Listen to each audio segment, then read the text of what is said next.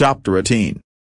No one answered the buzzer at Nadine's door. The recording requested simply that the caller leave a message, which would be returned at the earliest possible time. She could be in there brooding, Eve mused, rocking on her heels as she considered. Or she could be at some Tony resort. She slipped her guard plenty over the past few days. She's a slick one, our Nadine, and you'll feel better if you know. Yeah, brow furrowed. Eve considered using her police emergency code to bypass security. She didn't have enough cause, and she balled her hands in her pockets. Ethics, Rourke said. It's always an education to watch you struggle with them. Let me help you out. He took out a small pocket knife and pried open the handplate. Jesus, Rourke, tampering with security will get you 6 months house arrest. Calmly, he studied the circuits. I'm a bit out of practice. We make this model. You know, put that damn thing back together, and don't but he was already bypassing the main board, working with a speed and efficiency that made her wince. Out of practice, my butt, she mumbled when the lock light went from red to green. I always had a knack. The door slid open, and he tugged her inside. Security tampering, breaking and entering, private property trespass. Oh, it's just mounting up. But you'll wait for me, won't you? With one hand still on Eve's arm, he studied the living area. It was clean, cool, spare in furnishings, but with an expensive minimalistic style. She lives well, he commented, noting the gleam on the tile floor. The few objects are on sparing clear pedestals. But she doesn't come here often. Eve knew he had a good eye, and nodded. No, she doesn't really live here. Just sleeps here sometimes. There's nothing out of place, no dents in the cushions. She walked past him toward the adjoining kitchen, punched the available menu on the auto chef. Doesn't keep a lot of food on hand, either. Mostly cheese and fruit. Eve thought about her empty stomach, was tempted, but resisted. She headed out across the wide living space toward the bedroom. Office, she stated, studying the equipment, the console, the widescreen it faced. She lives here some. Shoes under the console, single earring by the link, empty cup, probably coffee. The second bedroom was larger, the sheets on the unmade bed twisted as if someone had wrapped and unwrapped themselves through a particularly long night. Eve spotted the suit Nadine had been wearing on the night of Louise's murder on the floor, kicked under a table where a vase of daisies wilted. They were signs of pain, and they made her sorry. She walked to the closet and hit the button to open it. Christ, how could you tell if she packed anything? She's got enough clothes for a 10-woman model troupe. Still, she looked through them while Rourke moved to the bedside A-link and ran the record disc back to the beginning. Eve glanced over her shoulder, saw what he was up to. She only moved her shoulders. Might as well completely invade her privacy. Eve continued to search for some sign that Nadine had gone off on a trip while the calls and messages played back. She listened with some amusement to some frank sexual byplay between Nadine and some man named Ralph. There were a lot of innuendos, overt suggestions, and laughter before the transmission ended with the promise to get together when he got into town. Other calls breezed by, work-oriented, a call to a nearby restaurant for delivery, ordinary, everyday calls. Then it changed. Nadine was speaking to the Kurskis the day after the last murder. All of them were weeping. Maybe there was comfort in it, Eve thought as she walked toward the viewer. Maybe sharing tears and shock helped. I don't know if it matters right now, but the primary investigator, Dallas Lieutenant Dallas says she won't stop until she finds out who did this to Louise. She won't stop. Oh, man. Eve closed her eyes as the transmission ended. There was nothing more, just a blank disc, and she opened her eyes again. Where's the call to the station?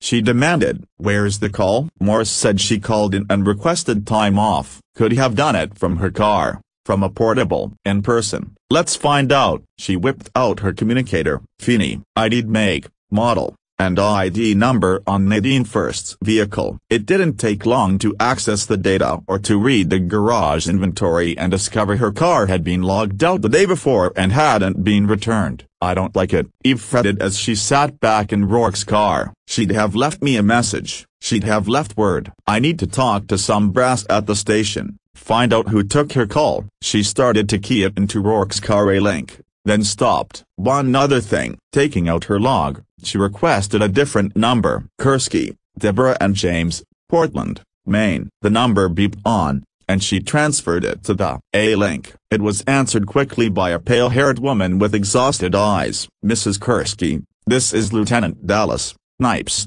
"Yes, Lieutenant, I remember you. Is there any news?" "There's nothing I can tell you right now." "I'm sorry." Damn it. She had to give the woman something. "We're pursuing some new information. We're hopeful, Mrs. Kursky." We said goodbye to Louise today. She struggled to smile. It was a comfort to see how many people cared for her. So many of her friends from school, and there were flowers, messages from everyone she worked with in New York. "She won't be forgotten, Mrs. Kursky." "Could you tell me if Nadine first attended the memorial today?" "We expected her." The swollen eyes looked lost a moment. "I'd spoken with her at her office only a few days ago to give her the date and time of the services. She said she would be here, but something must have come up. She didn't make it." A sour feeling spread in Eve's stomach. "You haven't heard from her?" "No, not for a few days." "She's a very busy woman, I know. She has to get on with her life." "Of course. What else can she do?" Eve could offer no comfort without adding worry. "I'm sorry for your loss,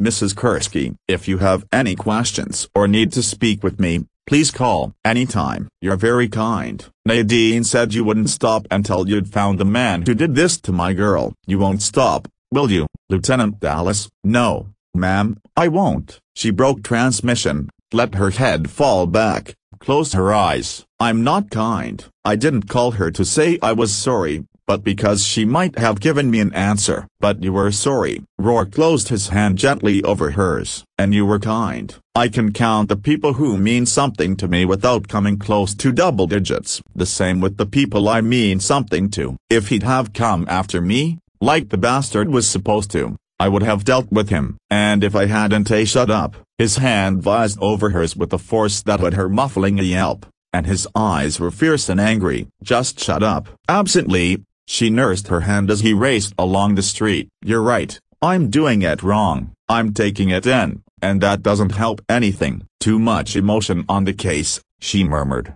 remembering the chief's warning. "I started out today thinking clean, and that's what I've got to keep doing. Next step is to find Nadine." She called dispatch and ordered an all points on the woman and her vehicle. Calmer, with the twist of her earlier words unraveling in his gut, he slowed, glanced at her. "How many homicide victims have you stood for in your illustrious career, Lieutenant?" "Stood for? That's an odd way of putting it." She moved her shoulders, trying to focus her mind on a man in a long, dark coat with a shiny new car. "I don't know. Hundreds." "Murder never goes out of style." "Then I'd say you're well past the double digits, on both sides." "You need to eat." She was too hungry to argue with him. "The trouble with the cross-check is Metcalf's diary," Feeney explained. "It's full of cutesy little codes and symbols, and she changes them, so we can't work a pattern. We've got names like Sweet Face, Hot Buns, Dumbass. We got initials, we got stars, hearts,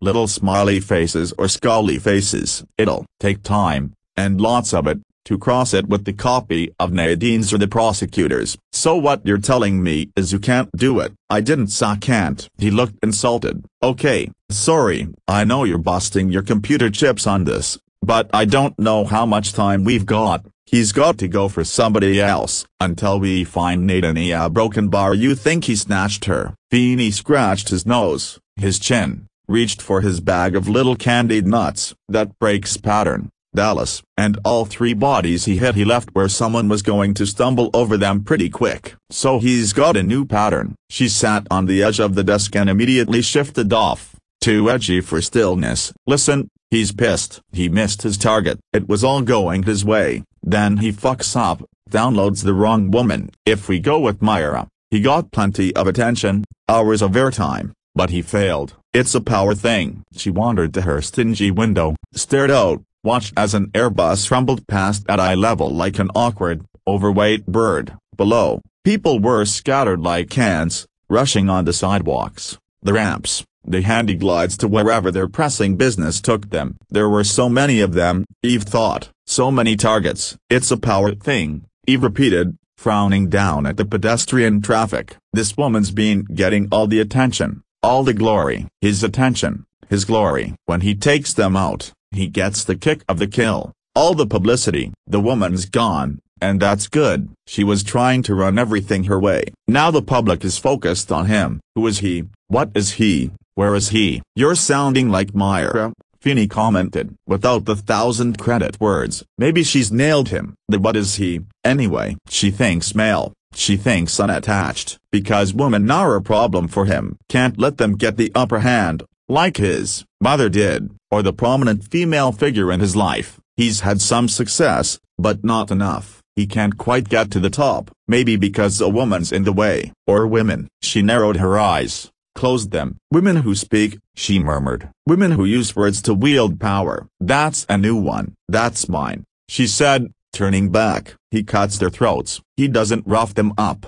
Doesn't sexually assault or mutilate. It's not about sexual power, though it's about sex. If you term it as gender, there's all sorts of ways to kill. Feeney, tell me about it. Somebody's always finding some new, inventive way to ditch somebody else. He uses a knife. And that's an extension of the body, a personal weapon. He could stab them in the heart, rip them in the gut, disembowelate. Okay, he swallowed a nut manfully and waved a hand. You don't have to draw a picture. Towers made her mark in court, her voice a powerful tool. Metcalf, the actress, dialogue, first, talking to viewers. Maybe that's why he didn't go after me, she murmured. Talking isn't my source of power. You're doing all right now, kid. It doesn't really matter, she said with a shake of the head. What we've got is an unattached male, in a career where he's unable to make a deep mark, one who had a strong, successful female influence. Fits David Angelini. Yeah, and his father if we add in the fact that his business is in trouble. Slade, too. Marina Angelini isn't the fragile flower I thought she was. There's Hammett. He was in love with Towers but she wasn't taking him quite as seriously. That's a squeeze on the balls. Feeney grunted, shifted. Or there's a couple thousand men out there, frustrated, angry, with violent tendencies. Eve hissed a breath through her teeth. Where the hell is Nadine? Look, they haven't located her vehicle. She hasn't been gone that long. Any record of her using credits in the last 24 hours? Number. Feeney sighed. Still, if she decided to go off-planet, it takes longer to access. She didn't go off-planet. She'd want to stay close. Damn it. I should have known she'd do something stupid. I could see how ripped she was. I could see it in her eyes. Frustrated, Eve dragged her hands through her hair. Then her fingers curled in, went tense. I could see it in her eyes. She repeated slowly. Oh my Jesus. The eyes. What? The eyes. He saw her eyes. She leapt toward her A-Link. Get me Peabody, she ordered. Field officer at the A-Shit. Shed A. What is it? The 402. What have you got? Dallas. Let's wait. She rubbed her fingers over her mouth. Let's just wait. Peabody. The officer's face flipped on screen. Irritation showing around the mouth. There was a riot of noise on audio, voices, music. Christ. Peabody, where are you? Crowd control. Irritation edged toward a sneer. Parade on Lex. It's some Irish thing. Freedom of the Six Counties Day, Feeney said with a hint of pride. Don't knock it. Can you get away from the noise? Eve shouted. Sure, if I leave my post and walk 3 blocks cross town. She remembered herself. Sir, hell. Eve muttered and made do. The Kursky homicide, Peabody. I'm going to transmit a picture of the body. You take a look. Eve called up the file, flipped through, sent the shot of Kursky sprawled in the rain. Is that how you found her? Exactly how you found her? Eve demanded over audio. Yes, sir. Exactly. Eve pulled the image back, left it in the bottom corner of her screen. The hood over her face. Nobody messed with the hood. No, sir. As I stated in my report, the TV crew was taking pictures. I moved them back, sealed the door. Her face was covered to just above the mouth. She had not been officially identified when I arrived on scene. The statement from the witness who found the body was fairly useless. He was hysterical. You have the record? Yeah, I've got the record. Thanks, Peabody. So, Feeney began when she ended the transmission. What does that tell you? Let's look at the record again. Morse's initial statement. Eve eased back so that Feeney could bring it up. Together they studied Morse. His face was wet with what looked like a combination of rain and sweat, possibly tears. He was white around the lips, and his eyes jittered. Guys shook.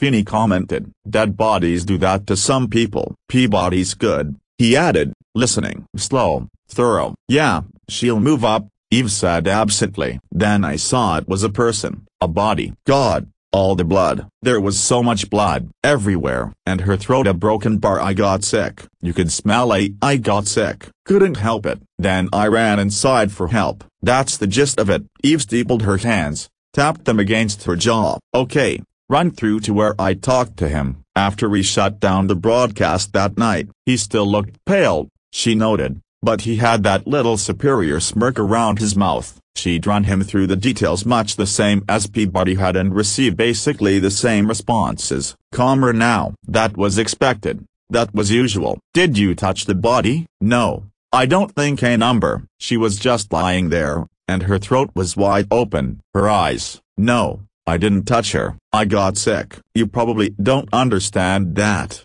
Dallas. Some people have basic human reactions. All that blood. Her eyes. God, he said almost the same thing to me yesterday, Eve murmured. He'd never forget her face. Her eyes. Dead eyes are spooky. They can stay with you. Yeah, hers have stayed with me. She shifted her gaze to Feeney's. But nobody saw her face until I got there that night, Feeney. The hood had fallen over it. Nobody saw her face before I did, except the murderer. Jesus. Dallas, you don't seriously think some little media creep like Morse is slicing throats in his off time? He probably added it for impact, to make himself more important. Now her lips curved, just a little, in a smile more feral than amused. Yeah, he likes being important, doesn't he? He likes being the focus. What do you do when you're an ambitious, unethical, second-string reporter, Feeney, and you can't find a hot story? He let out a low whistle. You make one. Let's run his background. See where our pal comes from. It didn't take Feeney long to pull up a basic sheet. C.J. Morse had been born in Stamford, Connecticut, 33 years before. That was the first surprise. Eve would have pegged him as several years younger. His mother, deceased, had been head of computer science at Carnegie Mellon, where her son had graduated with double majors in broadcasting and computer science. Smart little fucker, Feeney commented. 20th in his class. I wonder if it was good enough. His employment record was varied. He'd bumped from station to station. 1 year at a small affiliate near his hometown, 6 months with a satellite in Pennsylvania, nearly 2 years at the top-rated channel in New Los Angeles, then a stretch and a half-baked independent in Arizona before heading back east, another gig in Detroit before hitting New York. He'd worked on All News 60, then made the lateral transfer to Channel 75, first in the social data unit, then into hard news. Our boy doesn't hold down a job long. Channel 75's his record with 3 years, and there's no mention of his father in family data. Just mama,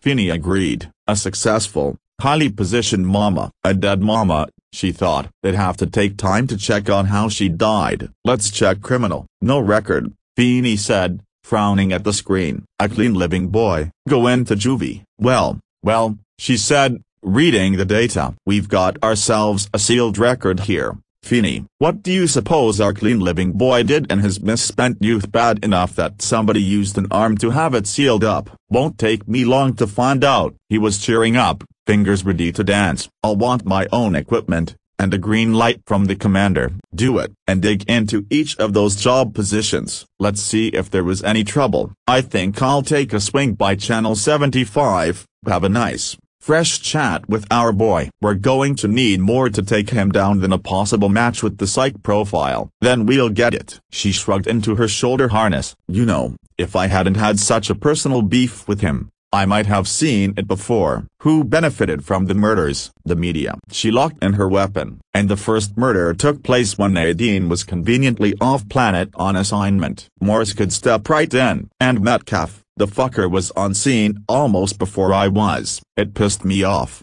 but it never clicked. He was so damn cool. And then who finds Kurski's body? Who's on air in minutes giving his personal report? It doesn't make him a killer. That's what the Paws office is going to say. They want a connection. Ratings, she said as she headed for the door. There's the goddamn connection.